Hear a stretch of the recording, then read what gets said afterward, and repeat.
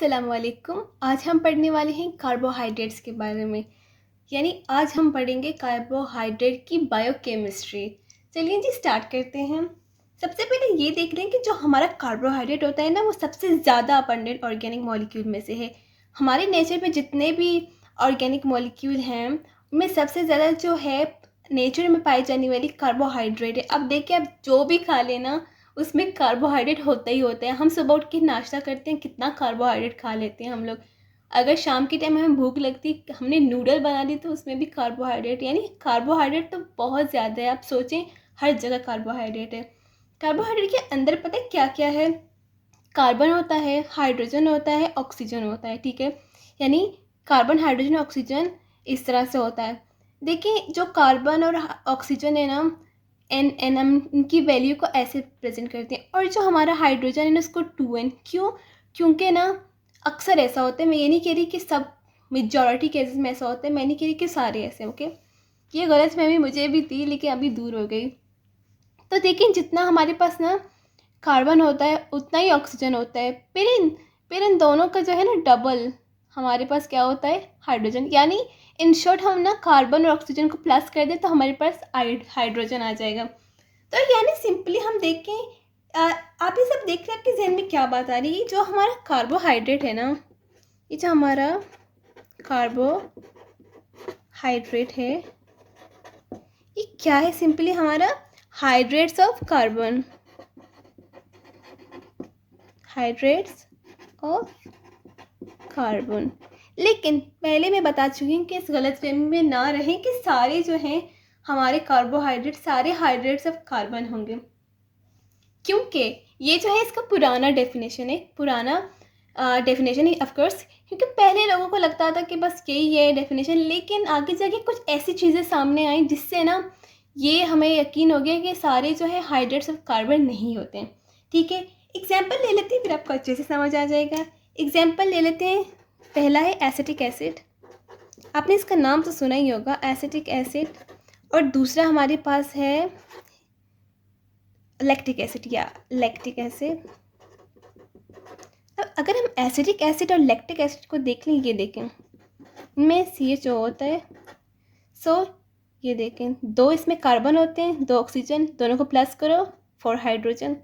और अगर हम इसकी बात करें, लैक्टिक एसिड की बात करें, तो इसमें 3 कार्बन, 3 ऑक्सीजन, दोनों को प्लस करो 6, यानी 6 इसमें हाइड्रोजन होते हैं। तो देखिए, ये बिल्कुल कार्बोहाइड्रेट जैसी इसकी हरकतें हैं, लेकिन हम ये नहीं कहेंगे कि ये कार्बोहाइड्रेट है।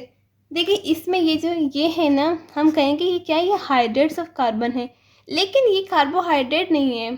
तो ये देखें, सारी जो वो हैं, कार्बन के अलावा, कार्बन डाइऑक्साइड के अलावा भी कुछ चीज़ें जो हाइड्रेट्स ऑफ कार्बन होती हैं, जैसे कि एसिटिक एसिड और लैक्टिक एसिड।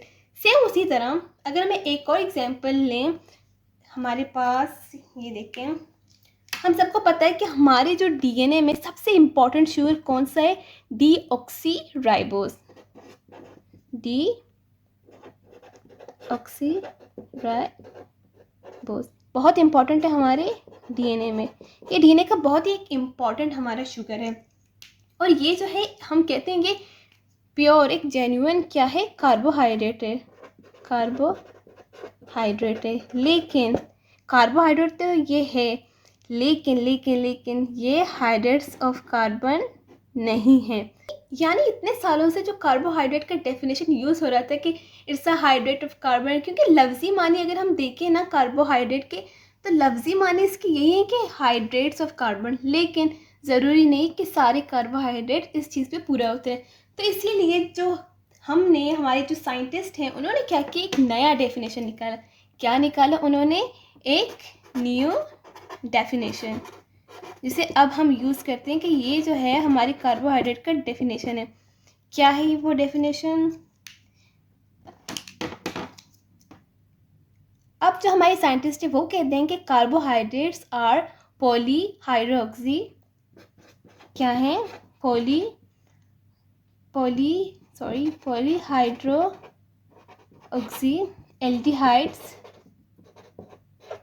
एल्डिहाइड्स या फिर कीटोन ऑफ कंपाउंड।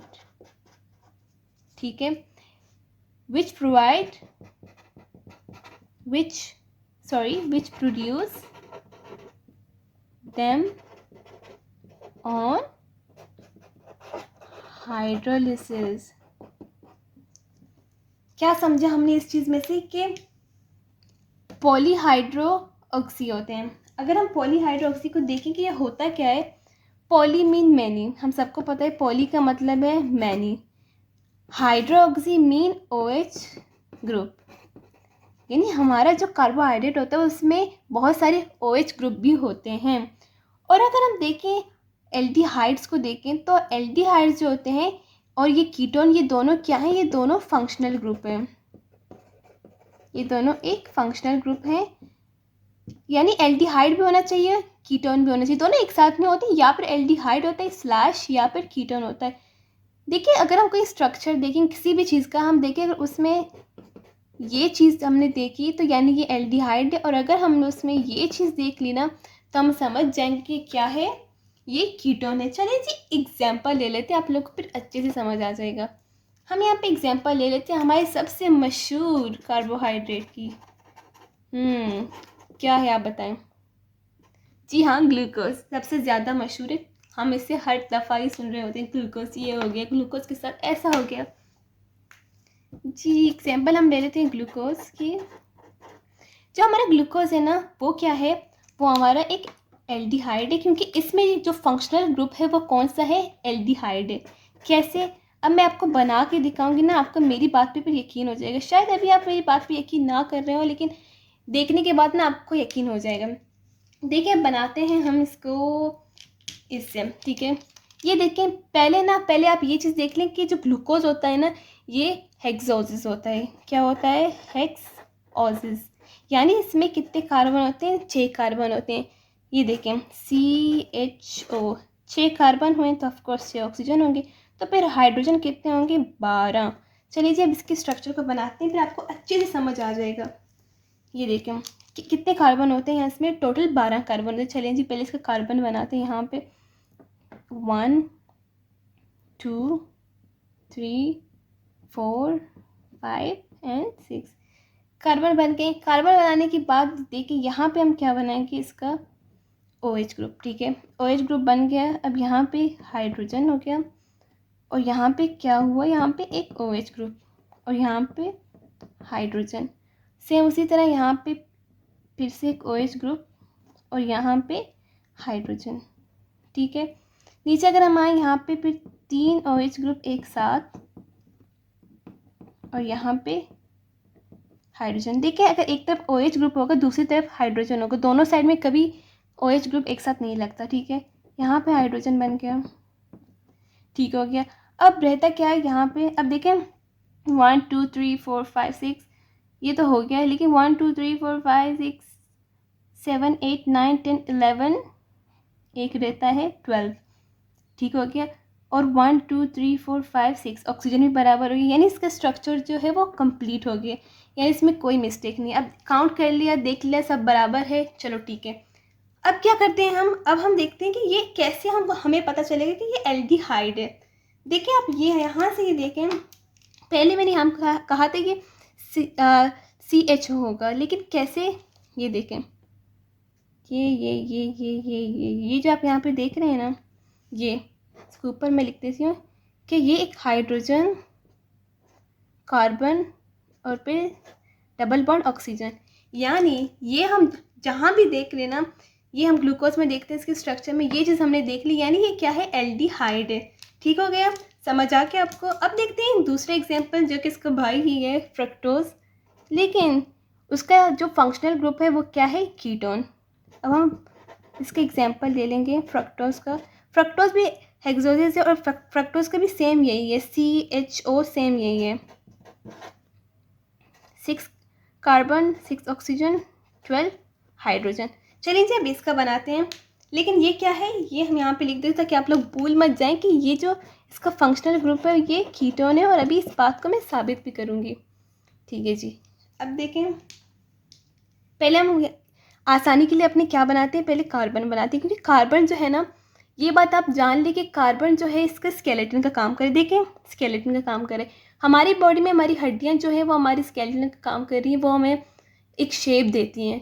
सेम उसी तरह अगर हम इनको देखें, एलिमेंट्स को देखें, तो ये जो कार्बन है ना, ये कार्बन क्या है, ये स्ट्रक्चर देती है। ये देखिए यहाँ पे मैं ये लगाना भूल गई, ये जो कार्बन है ना, ये जो है स्केलेटन का काम करती है। तो ये देखो हम कहते हैं कि कार्बन स्केलेटन होता है। तो पहले स्केलेटन बनाते हैं, फिर आगे बाकी चीज़ें बनाते हैं, ईजी हो जाएगा। कितने कार्बन होते हैं? 6। 1 2 3 4 5 6, बस ठीक हो गया।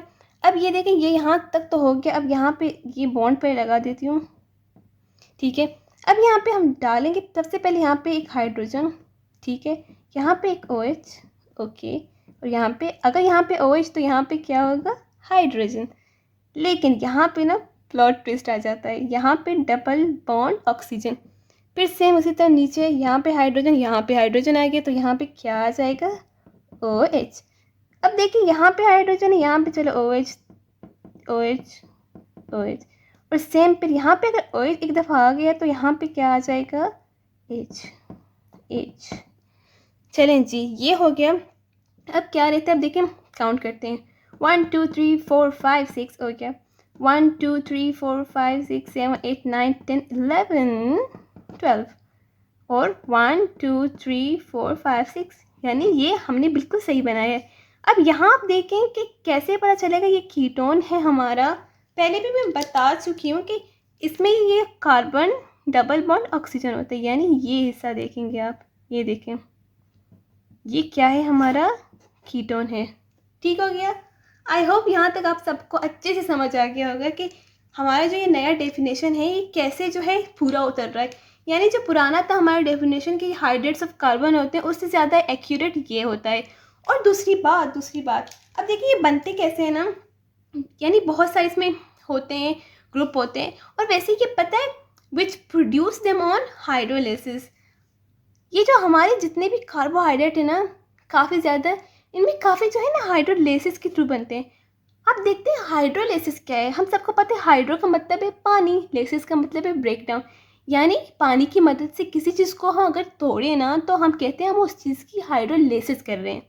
देखिए शायद आप में से कुछ लोग कंफ्यूज हो रहे होंगे हाइड्रोलाइज और हाइड्रोलिसिस में। देखिए हाइड्रोलाइज हम किसी चीज़ को जब करते हैं ना तो हम उसमें से पानी निकालते हैं, लेकिन अगर हम हाइड्रोलिसिस कर रहे होते हैं ना, यानी हम उस चीज़ को तोड़ रहे होते हैं पानी की मदद से। अच्छा जी, कार्बोहाइड्रेट का डेफिनेशन हो गया। अभी देखते हैं कार्बोहाइड्रेट जो है हमने क्या देखा इसकी डेफिनेशन में कि इसको पहले लोग कहते थे हाइड्रेट्स ऑफ कार्बन, लेकिन फिर जो लैक्टिक एसिड और एसिटिक एसिड है इन दोनों ने आके ना लोगों की गलतफहमी को ख़त्म कर दिया। फिर इसके बाद जो हमारा डीऑक्सीराइबोज है जो कि कार्बोहाइड्रेट है, उसने आके भी ये कह दिया कि जी मैं तो कार्बोहाइड्रेट लेकिन मेरे पास ये क्वालिटी नहीं, अब मैं क्या करूँ, मैं मर जाऊँ। लेकिन फिर ना लोगों ने कहा चलो ठीक है, इस फैसले पे आए कि ये बेचारों के साथ बहुत नाइंसाफ़ी हो रही है, काम करते इस डेफिनेशन को ही चेंज कर देते हैं। तो उन्होंने क्या किया, नया डेफिनेशन रखा है। जो नया डेफिनेशन है वो क्या था कि these are the polyhydroxy aldehydes या फिर ketone of compound which produce them on hydrolysis. ठीक हो गया। फिर हमने देखा कि कैसे मतलब एल्डिहाइड और कीटोन्स ये होते क्या हैं, ये फंक्शनल ग्रुप होते हैं, कहाँ पे होते हैं, कैसे होते हैं। मैंने आप लोगों को ग्लूकोज और फ्रक्टोज के एग्जाम्पल दिया। ठीक है, अब देखते हैं कि क्लासिफिकेशन क्या है। अगर हम कार्बोहाइड्रेट की क्लासिफिकेशन की बात करें ना तो ये जो है ये टोटल जो है 3 डिफरेंट हिस्सों में, वैसे मैं ये कहूँ कि 3 डिफरेंट हिस्सों में। कैसे? ये जो डाइसेक्राइड है ना, ये डाइसेक्राइड जो होते हैं ना, ये अक्सर हम इनको जो है यहाँ ओलिगो में भी डाल रहे होते हैं, क्योंकि ये 2 होते हैं। ओलिगो में भी अक्सर ये होता है 3, या फिर हम यहाँ पे कह सकते हैं कि 2 से 10 शुगर यूनिट्स होते हैं, तो यानी ये इसमें भी आ जाते हैं। लेकिन यहाँ पे ना मैंने थोड़ा खोल के लिखा है थोड़ा डिटेल में, ताकि आपको ना अच्छे से समझ आए। अभी अगर हम देखें क्लासिफिकेशन हमारे कार्बोहाइड्रेट भाई साहब की, तो ये जो है यहाँ पे जो सिंपल शुगर होते हैं जो एक सिंगल शुगर यूनिट से बने होते हैं, तो हम उन्हें कहते हैं मोनोसेक्राइड्स, यानी mono mean 1, saccharides mean sugar. और अगर जो 2 से बने होते हैं तो हम उन्हें कहते हैं डाइसेक्राइड्स, यानी 2 sugar unit. Di mean 2, saccharides mean sugar. तो सही है, ये जो डाइसेक्राइड्स हैं ये 2 शुगर यूनिट से बने हुए हैं। अगर हम ओलिगोसेक्राइड्स देखें तो ओलिगो मीन्स कि फ्यू, ओलिगो मीन्स फ्यू, यानी ये कुछ से बने हैं। अगर हम देखें तो अक्सर जो है ये स्टार्ट होते हैं 2 से लेकर 10 तक, इनकी लिमिट यहाँ तक है। अक्सर ये 2 से स्टार्ट होते हैं और 10 तक जाते हैं, इसीलिए अक्सर जो ये जो हैं डाइसेक्राइड्स हैं उन्हें हम ओलिगोसेक्राइड्स में ही पढ़ रहे होते हैं। और इसके बाद आते हैं हमारे पॉलीसेक्राइड्स। पॉलीसेक्राइड्स जो हैं बस 10 के बाद जितने भी हैं सारे पॉलीसेक्राइड्स में आते हैं, क्योंकि पॉलीसेक्राइड जो है उसका मतलब है मैनी शुगर यूनिट, ठीक है। अगर आप मोनोसेक्राइड देखें तो मोनोसेक्राइड जो होते हैं वो अगर हम उनको देखें तो मोनोसेक्राइड में कुछ होते हैं नंबर ऑफ़ कार्बन एटम, उनको हम पहले यहाँ पे हमने लिख देते। फिर उसके बाद हम देखते हैं कि ये जितनी भी हमारे कार्बन एटम है ना, ये कौन कौन से ग्रुप में है। मैंने आपको पहले बताया था 2 ग्रुप होते हैं, एक एल्डिहाइड होता है और एक कीटोन ग्रुप होता है। वो जो एल्डिहाइड ग्रुप होता है उसे हम इस तरह रिप्रेजेंट करते हैं और जो कीटोन ग्रुप होता है उसे हम इस तरह रिप्रेजेंट करते हैं। से उसी तरह अगर हम देखें ट्रायोसिस, ट्रायोसिस मीन तीन कार्बन, इसमें 3 कार्बन होते हैं। ये वो होते हैं हमारे मोनोसेक्राइड्स होते हैं जिनमें 3 कार्बन होते हैं। ये जो हमारा मोनोसेक्राइड होता है ना, एक सिंगल शुगर होता है, यानी इसमें सिंगल शुगर होती है, तो यानी ना कोई बॉन्ड फॉर्मेशन ना कुछ भी नहीं हो रहा होता है, मज़े से अपनी ज़िंदगी गुजारा होता है। अगर हम एग्जांपल देखें तो इसमें ट्रायोसिस है। ट्रायोसिस मीन ट्राई तो मीन 3 क्या, यहाँ 3 किस चीज़ की बात हो रही है? आप तो कहते हैं सिंगल है, लेकिन जो ये है ना 3 कार्बन से शुरू होते हैं। देखें सबसे जो छोटा है ना वो 3 कार्बन से ही शुरू होता है, सबसे छोटा 3 कार्बन से ही शुरू होता है। तो देखें ये जो है ट्रायोसिस में अगर हम देखें ट्रायोसिस 2 तरह के होते हैं, एक जो इसका एल्डिहाइड ग्रुप होता है, एक तो इसका कीटो ग्रुप होता है, ठीक है। एल्डिहाइड ग्रुप अगर देखें जिसके पास 3 कार्बन है वो क्या है? ग्लिसरल एल्डिहाइड है। जो हमारे ग्लिसरल एल्डिहाइड है ना, इसके पास जो है 3 कार्बन है और इसमें जो फंक्शनल ग्रुप वो कौन सी लगी हुई है? वो हमारी एल्डिहाइड लगी हुई है। ये जो है अक्सर हमारे लिवर में मौजूद होती है। और अगर हम देखेंगे दूसरा जो जिसके पास 3 कार्बन है, दूसरा एग्जांपल यहाँ पर दिया हुआ है डाईहाइड्रोक्सीटोन, ठीक है। ऑक्सीटेट नहीं है, ऑक्सीटोन है ये, जिसे हम DHA भी कह सकते हैं। ये जो है इसमें जो फंक्शनल ग्रुप लगी हुई है वो कौन सा है? वो कीटोन ग्रुप है, यानी कार्बन डबल बॉन्ड ऑक्सीजन। ये जो है ये हमारे यूरिन में होते हैं, हमारी मसल में होता है, हमारे स्टर्टम में होता है, ठीक है। और अगर हम टेट्रोसिस के बारे में देखें, टेट जो है वो ये टेट्रा से निकला हुआ यानी 4, ठीक हो गया। तो इसमें 4 कार्बन है। तो कौन कौन से जो चीज़ें हैं जिनमें 4 कार्बन है? अगर हम इरेथ्रोस देखें, जो इरेथ्रोस है ना ये जो है इसके पास सिर्फ 4 कार्बन होते हैं, ठीक है। अगर हम देखें कि ये जो अगर ये एल्डिहाइड्स ग्रुप में इसको देखें तो ये एरिथ्रोस कहलाता है। अगर इसका हम कीटोन ग्रुप देखें जिसमें कीटोन फंक्शनल ग्रुप लगा हुआ है उसे हम कहते हैं एरिथ्रोलोज। ये जो हमारे एरिथ्रोस है ना ये हमारे ब्लड में होता है, हमारी कार्टिलेज टिश्यू में होते हैं। और हमारे जो एरिथ्रोलोज है ना ये हमारे ये पता है किस चीज़ में होता है? ये रेड रसबेरीज जो नहीं होते हैं मज़े के, उनमें होता है। उसके बाद आते हैं पेंटोसिस। पेंट जो है पेंटा से निकला यानी 5। इसमें कितने होते हैं कार्बन? इसमें कार्बन नंबर होते हैं 5। और जिस कार्बन नंबर 5 हो गया। अगर हम देखें जिसमें एल्डिहाइड ग्रुप लगी हुई है तो उसे हम कहते हैं राइबोस। अगर उसमें कीटो ग्रुप लगा हुआ है तो हम उसे कहते हैं राइबोलोज। हमारे जो राइबोस है हम सबको पता है ये मौजूद है कहाँ पे? हमारे आरएनए में। ये हमारे आरएनए का बैकबोन बना हुआ है, रीढ़ की हड्डी बनी हुई है, ठीक है। और ये जो राइबोलोज है ना ये हमारे जो प्लांट वगैरह होते हैं ना उनके स्ट्रोमा, जो खाली जगह नहीं होता जिसे मैट्रिक्स हम कहते हैं, और ये क्लोरोप्लास्ट के जो मैट्रिक्स होते हैं हम उसे स्ट्रोमा कहते हैं, तो ये ना वहाँ पे मौजूद है बहुत ज़्यादा। उसके अलावा हम हेक्सोस को देख लें। हेक्सोस जो है मैं बता चुकी हूँ इसमें क्या है? 6 कार्बन होते हैं। और हमारा मशहूर इसमें क्या है? बहुत मशहूर सेलिब्रिटी है जिसे हम कहते हैं ग्लूकोज। ग्लूकोज जो है हमारा एल्डिहाइड ग्रुप में है, आपको तो अच्छे से याद हो गया होगा। और हमारा जो फ्रक्टोज है वो कहाँ पे? कीटो ग्रुप में है, ठीक है। अब हम देखते हैं हेप्टोज। हेप्टोज जो है उसमें 7 कार्बन होते हैं, 7 कार्बन होते हैं। अगर उसमें एल्डिहाइड ग्रुप हो तो हम उसको कहते हैं ग्लाइकोहेप्टोज। अगर उसमें कीटो ग्रुप हो तो हम उसे कहते हैं सीडोहेप्टोज, सीडोहेप्लोज। जो हमारा ग्लाइकोहेप्टोज है ना ये कहाँ मौजूद होता है? ये हमारे फ्रूट्स में मौजूद होते हैं और ये भी हमारे फ्रूट्स में मौजूद होते हैं। तो यानी जितना फ्रूट हम खाते हैं ना हम कहते हैं फ्रूट में शुगर है, हमें शुगर मिल रहा है, तो वो जो शुगर है वो इस नाम से है। अब आइंदे जब फ्रूट खाएंगे बोले बस मैं और कुछ मीठा नहीं खाऊंगी या खाऊंगा, मैंने बहुत ज़्यादा ग्लाइकोहेप्टोज खा लिया, मैंने बहुत ज़्यादा सीरोहेप्टोज खा लिया, ठीक है। अगर हम डाइसैकेराइड्स को देखें ना, तो डाइसैकेराइड जो होते हैं वो 2 शुगर से बने होते हैं। उनमें ना ये 2 टाइप के होते हैं, एक इनमें रिड्यूसिंग शुगर होते हैं और दूसरे नॉन रिड्यूसिंग शुगर होते हैं। अच्छा, रिड्यूसिंग शुगर क्यों होते हैं? क्योंकि इनमें एक बॉन्ड होता है, या फिर अल्फ़ा या फिर बीटा। लेकिन जो नॉन रिड्यूसिंग शुगर होते हैं ना, उनमें दोनों बॉन्ड होते हैं, उनमें अल्फ़ा भी होता है, बीटा भी होती है, इसीलिए ना उनको रिड्यूस करना, उन्हें ख़त्म करना ना थोड़ा मुश्किल हो जाता है। आइए एक एग्जांपल देख लेते हैं। अगर हम रिड्यूसिंग शुगर की एग्जांपल देखें, जो कि डाइसैकेराइड हैं, जो कि 2 मोनोसैकेराइड से बने हैं। हम कहते हैं जो डाइसैकेराइड होते हैं वो 2 मोनोसैकेराइड मिलते हैं तो एक डाइसैकेराइड बनता है। अगर हम लैक्टोज की बात करें, तो लैक्टोज जो है वो गैलेक्टोज प्लस ग्लूकोज से बना है। और अगर इन दोनों में जो बॉन्ड है कि इन दोनों के बीच में क्या चीज़ इनको जोड़ रही है, बॉन्ड जो है इनका, तो इनमें इनके बीच जो बॉन्ड है वो β14 है, ठीक है। और अगर हम माल्टोज देख लें, जो 2 ग्लूकोज आपस में मिल के माल्टोज बनाते हैं, यानी ये दोनों मोनोसैकेराइड मिलके एक क्या बनाते हैं, डाइसैकेराइड। तो समझ में आए हम इसको डाइसैकेराइड क्यों कहते हैं, क्योंकि इसके अंदर टोटल 2 शुगर मिलके इसे बनाते हैं। और अगर हम माल्टोज की बॉन्डिंग की बात करें, तो माल्टोज में क्या कौन सी बॉन्डिंग बन रही है, हमारी α14 बॉन्डिंग बन रही है। और अगर हम नॉन रिड्यूसिंग शुगर की एग्जांपल लें, तो उसमें सुक्रोज है। सुक्रोज जो है वो ग्लूकोज प्लस फ्रक्टोज से बनता है। और इसमें ये जो बॉन्ड है इसका, ये नॉन रिड्यूसिंग शुगर क्यों कहलाते हैं, क्योंकि इनमें इसमें 2 बॉन्ड हैं, एक तो इसका अल्फ़ा है और दूसरे इसका बीटा है। तो इसमें कौन कौन से हुए, इसमें अल्फ़ा बीटा ग्लाइकोसिटिक लिंकेज दोनों हुए। और इनमें जो है, इनमें सिर्फ ग्लूकोज, अगर हम लैक्टोज को देखें तो लैक्टोज में सिर्फ β14 ग्लाइकोसिटिक लिंकेज है। और अगर हम माल्टोज को देखें तो माल्टोज में सिर्फ α14 ग्लाइकोसिटिक लिंकेज है।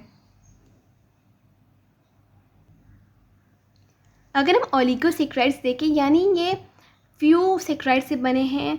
देखिए यहाँ पे रेमिनोज है, जो रेमिनोज है ये अक्सर होता है बैक्टीरियल सेल वॉल में, बैक्टीरियल सेल मेम्ब्रेन में, बैक्टीरियल सेल मेम्ब्रेन में अक्सर ये होता है। और अगर हम स्टेचियोज देखें, तो ये जो होता है ये हमारे बहुत ही हेल्दी फ्रूट्स वगैरह में, मिल्क में भी होता है, और वेजिटेबल्स बीन्स वगैरह में होते हैं। और सेम उसी तरह अगर हम रेफिनोज को देखें, तो ये भी जो बीन्स, कैबेज हो गया हमारे, और ब्रोकली, बहुत ही हेल्दी प्लांट्स वगैरह में ये मौजूद होते हैं। ये जो है कुछ शुगर से बने हुए हैं। और अगर हम पॉलीसेकेराइड देखें ना, तो पॉलीसेकेराइड देखिए मैनी सेकेराइड, लेकिन इसमें भी ना 2 अलग अलग ग्रुप में, एक जो है उसका होमो पॉलीसेकेराइड्स होते हैं, जिसमें जो होते हैं बहुत ही लंबे लंबे पॉलीसेकेराइड बन रहे होते हैं, लेकिन सेम होते हैं। फॉर एग्जांपल देखिए, अगर ग्लूकोज का बन रहा होता तो सेम इस तरह ग्लूकोज का बन रहा होता, तो इस तरह लंबी सी चेन होती है, लेकिन ग्लूकोज का होता है सेम। और इसमें दूसरे होते हैं हेट्रोपॉलीसेकेराइड, जिसमें चेन बन रहे होते हैं लंबे लंबे, लेकिन उसमें डिफरेंट डिफरेंट जो हैं क्या होते हैं, सेकेराइड्स होते हैं। तो देखिए एग्जांपल ले लेते हैं। पहले एग्जांपल यहाँ पे स्टार्च है।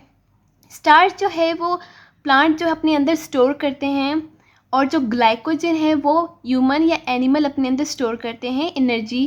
फिर बाद में जो उनके अंदर जो ग्लूकोज कम हो जाती है, फिर जो स्टार्च जो है ये फिर से ग्लूकोज में कन्वर्ट होती है, और ग्लाइकोजन भी ग्लूकोज में कन्वर्ट होकर हमें एनर्जी देती है। यानी हम कह सकते हैं कि ये दोनों क्या है, ये स्टोर्ड फॉर्म ऑफ एनर्जी हैं, स्टार्च प्लांट्स में और ग्लाइकोजन ह्यूमन में और एनिमल में। तो यानी ये दोनों क्या है, स्टोर फॉर्म ऑफ एनर्जी हैं। और अब सबको पता है कि ये जो ग्लूकोज है ये बहुत ही इंपॉर्टेंट है हमें एनर्जी देने के लिए। लेकिन जो ग्लाइकोजन है ना, ये थोड़ा जो मोर कॉम्प्लेक्स है, हमारे स्टार से ज़्यादा कॉम्प्लेक्स है, क्योंकि इसके अंदर जो ब्रांचिंग वो बन रहे होते हैं, यहाँ इसमें ब्रांच बन रहे होते हैं, ब्रांचिंग बॉन्ड्स बन रहे होते हैं। और इसमें जो है इसका ब्रांच, इसमें कोई ब्रांचिंग नहीं होती, इसमें लीनियर होते हैं। और हम देखते हैं सेलुलोज जो होते हैं वो हमारी प्लांट के सेल वॉल में होते हैं। जितना भी सैलेड, जितने भी हम लोग ये प्लांट वगैरह, हम लोग सब्ज़ी वगैरह खा रहे होते हैं, तो हम लोग सेलुलोज खा रहे होते हैं। स्पेशली जब हम सैलेड देखें, सैलेड को हम लोग काट के मज़े से खा रहे होते हैं। जो ये सैलेड होता है ना, हमारे बॉडी में जाता है, जो इसका बाकी हिस्सा तो डाइजेस्ट हो जाता है, लेकिन इसमें जो सेलुलोज होता है, जो उसके सेल वॉल में होते हैं, वो डाइजेस्ट नहीं होते, क्योंकि हमारी बॉडी में अभी तक ऐसा कोई एंजाइम नहीं बना और ना ही बनेगा। यानी हमारी बॉडी में ऐसा कोई भी एंजाइम नहीं है जो सेलुलोज को डाइजेस्ट कर सके। तो फिर भी हम इसे खाते हैं, क्योंकि ये बहुत इंपॉर्टेंट है। ये जो है, जिन लोगों को कॉन्स्टिपेशन का मसला होता है, तो अगर वो ज़्यादा से ज़्यादा सैलेड खाएं तो उनको ना रिलीफ मिलती है कॉन्स्टिपेशन से। और जो लोग डाइटिंग कर रहे हैं, डाइट के लिए बहुत अच्छे है। और जो चाहते हैं कि उनका बॉडी कोलेस्ट्रॉल कम हो, तो वो ना सेलुलोज को ज़्यादा यूज़ करें तो बेस्ट रहेगा। और इसके बाद हम देखते हैं कि हमारा डेंट्रिक्स है। और ये जो डेंट्रिक्स है ये स्टार्च का ही वो होता है, बस ये इसको थोड़ा इधर उधर मिक्स यूज़ करके थोड़ा डिफरेंट कर लेते हैं, लेकिन कमर्शियल पर्पसेस के लिए यूज़ होता है। ये भी स्टार्च का ही फॉर्म होता है। अगर हम टेक्सटिन देखें, ये टेक्सटिन जो कि ये जो है हमारा एक डिजीज़ होता है, जिसमें एक सॉरी कंडीशन होती है जिसे हम कहते हैं हाइपोविलेमिया, जिसमें क्या होता है वो इंजरी की वजह से हो सकता है कि किसी बर्न वगैरह से होता है, किसी भी कंडीशन में जो इंजरी वगैरह हो जाए, कोई जलन हो जाए, कोई चीज़ जल जाए, तो ना उसमें ये होता है कि फिर ना ये जो है हमें रिकवर होने में ये हेल्प करता है, ये कार्बोहाइड्रेट। और दूसरा जो काइटिन है, ये काइटिन बहुत इंपॉर्टेंट है। ये क्या करता है, ये काफ़ी जो इंसेक्ट्स हैं ना उनमें एक्सोस्केलेटन का काम करता है। देखिए एंडोस्केलेटन, हमारा जो स्केलेटन है वो एंडो है, जो कुछ इंसेक्ट होते हैं उनका एक्सो होते हैं, यानी बाहर की तरफ होता है। एग्जाम्पल में हम कॉकरोच ले लेते हैं। आपने भी काफ़ी ऐसे डीड कॉकरोच देखे होंगे जिन्हें आप मारते हैं मारते हैं मारते हैं और मरते नहीं हैं। तो वो पता है क्यों नहीं मरते? क्योंकि उनके पीछे जो है ना, आप देखते हैं उनके पीछे एक बहुत ही क्रीपी बिल्कुल शाइनी शाइनी से कुछ लगा होता है, तो वो काइटिन होता है। वो काइटिन होता है, ये काइटिन पता है बहुत मजबूत होता है, और काइटिन से लेदर भी बनते हैं। तो जब ये कॉकरोच की एक्सोस्केलेटन में होता है तो ये उसको प्रोटेक्शन प्रोवाइड कर रही होती है। तो ये बहुत सारे इंसेक्ट्स की जो हैं हमारे बहुत सारे जो नेचर में इंसेक्ट हैं उनका जो एक्सोस्केलेटन है वो काइटिन से बना हुआ है, उनको प्रोटेक्शन देने के लिए। उसके अलावा जो हमारा वो है फंगस है, फंगस का जो सेल वॉल है ना वो काइटिन से बना हुआ है, ठीक है। अब है इनोलिन। इनोलिन जो है ये हमारा ये जो सेलुलोज है उसी का ही कुछ टाइप है, उसी का ही थोड़ा उसी की तरह है। और बाकी देख लेते हैं हमारे हेट्रोपॉलीसेक्राइड्स।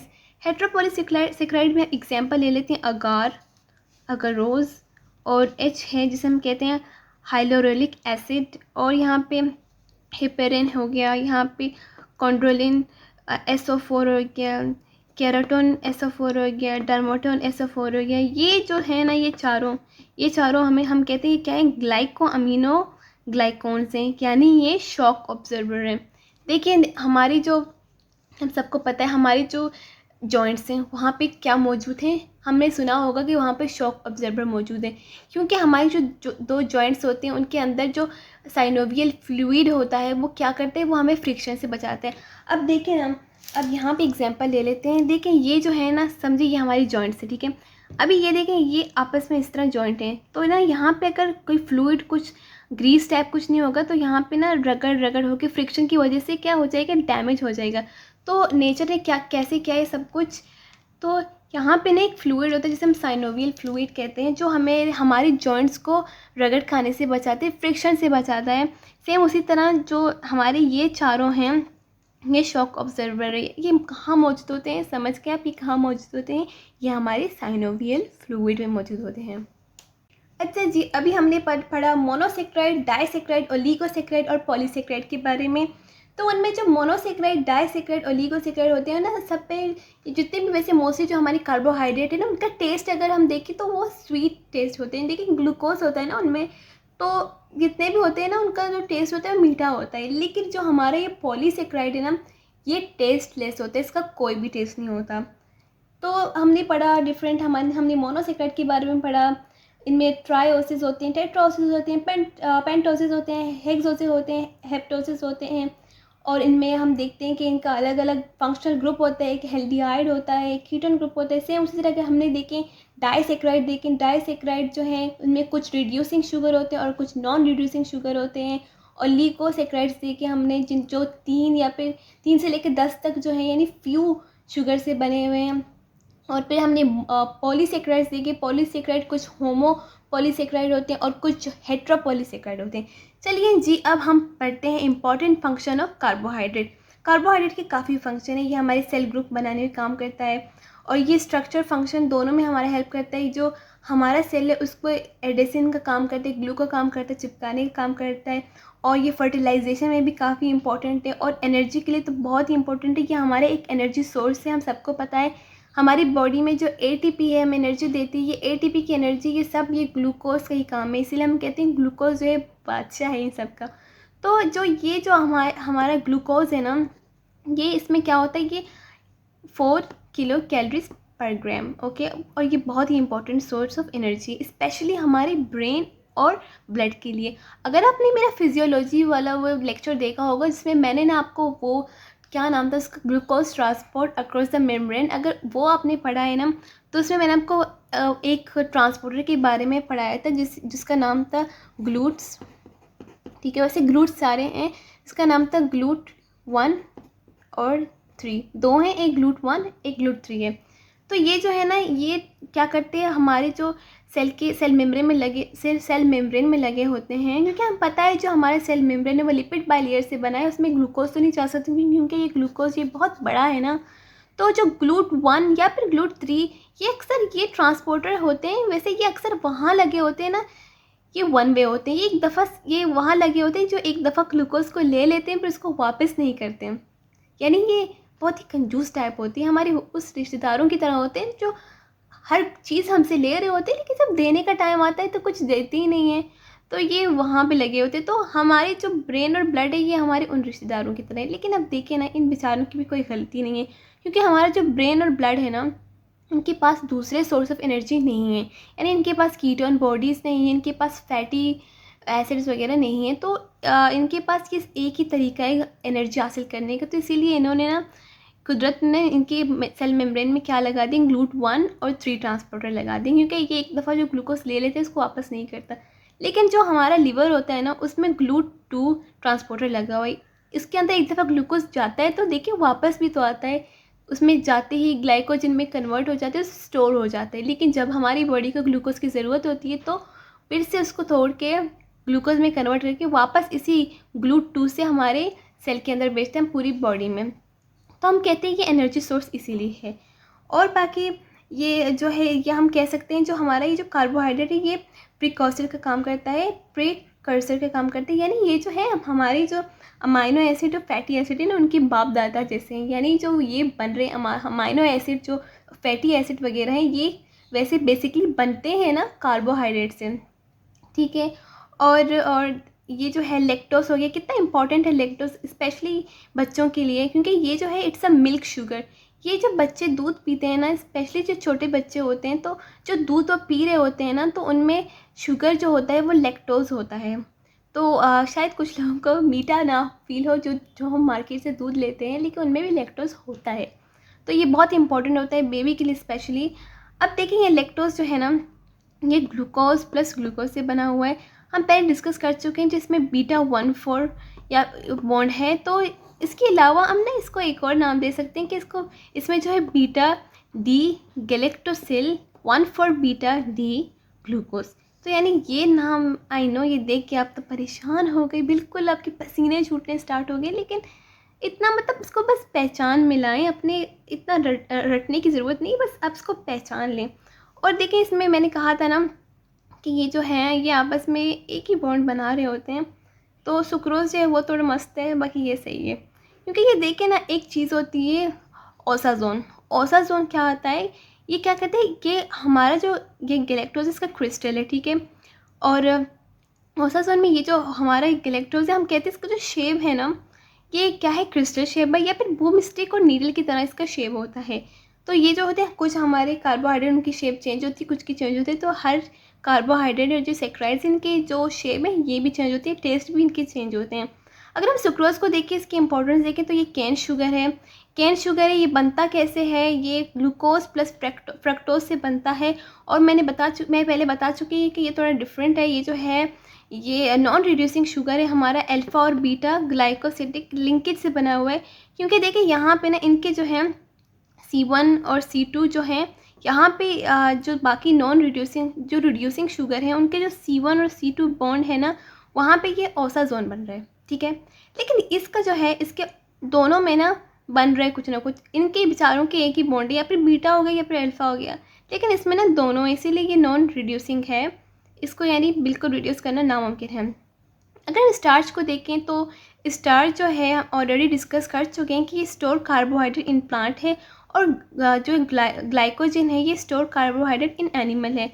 तो अब देखिए जो हमारा ग्लाइकोजन है ना इसका एक और इम्पोर्टेंट देख ले, ये सेल मेम्ब्रेन के लिए हमारी बहुत इंपॉर्टेंट है। सेल मेम्ब्रेन में जब सेल मेम्ब्रेन बन रहा होता है, तो जब ये प्रोटीन के साथ ऐड होता है तो ये जब प्रोटीन के साथ ऐड होता है तो ये ग्लाइकोप्रोटीन बनाते हैं, और जब ये लिपिड के साथ ऐड होता है तो ये ग्लाइकोलिपिड बनाते हैं। यानी ये अकेले नहीं चिपकता है वहाँ पे सेल मेम्ब्रेन में, इसे किसी न किसी का हाथ पकड़ना होता है। तो ये जो है ये क्या बनाते हैं, हमारी प्लाज्मा मेम्ब्रेन बनाते हैं। और जो हमारा ग्लाइकोजन है कि थोड़ा ना स्टार से ज़्यादा मोर कॉम्प्लेक्स है, मोर डेंस है। क्यों? क्योंकि इसमें एक ये अल्फ़ा 1,4 ग्लाइकोसिटिक लिंकेज तो बन ही रहा होता है, लेकिन इसके अलावा अगर इसकी ये जो ब्रांच हम लोग देखें, जहाँ ये ब्रांचिंग बॉन्ड्स देखें, तो ये ब्रांचिंग बॉन्ड्स जो हैं ये किस चीज़ के हैं, ये भी अल्फ़ा के, लेकिन अल्फ़ा 1,6 ग्लाइकोसिटिक लिंकेज के हैं। अभी हम देखते हैं कि ये देखें, ये जो हमारे ये जो हाइलोरोनिक एसिड है, ये हमारा ये एक्टिव शॉक एब्जॉर्बर करता है, और पहले हम डिस्कस कर चुके हैं। ये जो है ये हमारा पॉलीसेक्राइड है। पॉलीसेक्राइड में जो हेट्रोपॉलीसेक्राइड है उनमें ये आता है, तो ये एक्ट एज शॉक एब्जॉर्बर करता है। ये कहाँ पे होता है, हमारे साइनोवियल फ्लूइड में होता है। ये मैं ऑलरेडी आप लोग को बता चुकी हूँ। और अगर डेक्स्ट्रिन की बात करें तो ये स्टार्च है। ये देखिए यहाँ पे सारा मैंने लिखा है कि इंडस्ट्री पर्पज़ के लिए कैसे यूज़ होता है एडिसन पे, इसको स्टोर करके ये एडिसिव के लिए यूज़ होता है, चीज़ें चिपकाने के लिए। तो ये इतना इंपॉर्टेंट नहीं है, मैंने देख लिया कहीं से तो मैंने यहाँ पे लिख दिया। तो डेक्स्ट्रिन हम देखें, डेक्स्ट्रिन बहुत इंपॉर्टेंट है। डेक्स्ट्रिन जो है ये हमें जो है वो हाइपोवेलमिया में बहुत काम आता है, क्योंकि हाइपोवेलमिया एक ऐसा कंडीशन है, कहीं सर्जरी के बाद ये होता है, और ये ट्रॉमा हो जाए उसके बाद होता है। क्योंकि ये क्या होता है एक्चुअली, इसमें होता क्या है, जो सर्कुलेटिंग प्लाज्मा हमारी बॉडी में होता है, हमें सबको पता है कि हमारे जो रेड ब्लड सेल्स है उसके इर्द गिर्द एक्स्ट्रा सेलुलर फ्लूइड होता है, जिसे हम कहते हैं प्लाज्मा, ठीक है, जिसे हम प्लाज्मा कहते हैं, जो कि सर्कुलेट कर रहा होता है। लेकिन जैसे देखें, अगर आपने मेरी पुरानी वीडियोस देखी होंगी तो आपको ये बहुत अच्छे से समझ आ जाएगा कि ये क्या था। लेकिन मैं ना थोड़ा यहाँ पे समझा देती हूँ, आप खाली हाथ नहीं जाएंगे, डोंट वरी।